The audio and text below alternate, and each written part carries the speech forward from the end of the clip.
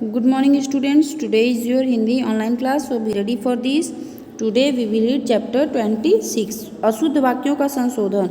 यानी आप पाठ 26 में अशुद्ध वाक्यों का संशोधन पढ़ेंगे। जैसे वाक्य कौन से शुद्ध होते हैं कौन से अशुद्ध होते हैं ऐसे को संशोधित करना बताया गया।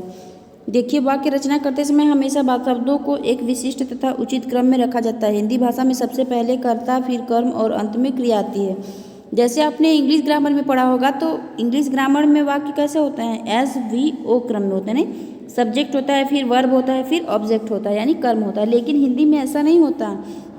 हिंदी में पहले कर्ता आएगा, पहले नंबर पे कर्ता, दूसरे नंबर पे कर्म और तीसरे नंबर पे क्रिया आती है। ये एक सीरियल से चलता है। ये हिंदी भाषा में वाक्य बनाते समय लिंग, वचन, काल, कारक आदि का भी ध्यान रखा जाता है। यानी जब हिंदी में हम वाक्य बनाने लगते हैं तो हमें ये ध्यान रखना है कि ये किस लिंग का है, किस वचन का है, किस काल का है या कौन सा कारक है। इन सब बातों का हमें ध्यान रखना होता है।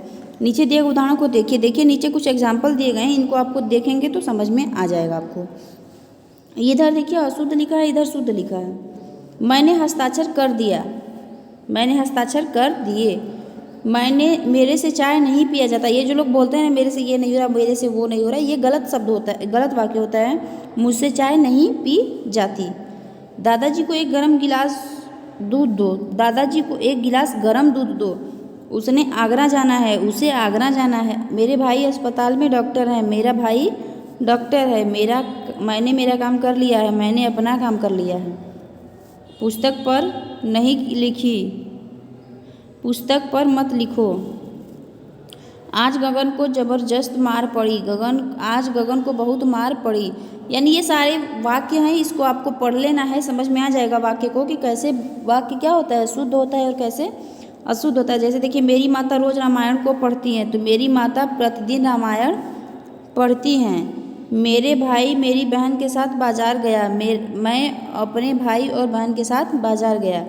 मुझे एक गर्म कप चाय चाहिए, मुझे एक कप गर्म चाय चाहिए। यानी कि आगे पीछे करके किया हुआ है वाक्य को, तो इसको आपको शुद्ध करके लिखने को आ सकता है ना, बताया जाएगा कि इसको आपको क्या करना है, शुद्ध करना है।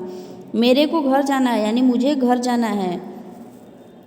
सारे देश भर में तहलका मच गया, देश भर में तहलका मच गया। तेरे को अध्यापिका जी बुला रही हैं, तुम्हें अध्यापिका जी बुला रही हैं। इस तरह से वाक्यों को शुद्ध और अशुद्ध करके आपको लिखना होता है। जैसे वाक्य को आप पढ़ेंगे तो खुद ही समझ में आ जाएगा कि ये वाक्य क्या है, ये गलत लिखा हुआ है। ठीक है, ये चैप्टर शॉर्ट था आपका, कंप्लीट हुआ। इसका एक्सरसाइज का PDF मैं आपको सेंड कर दूँगी। Okay, thank you.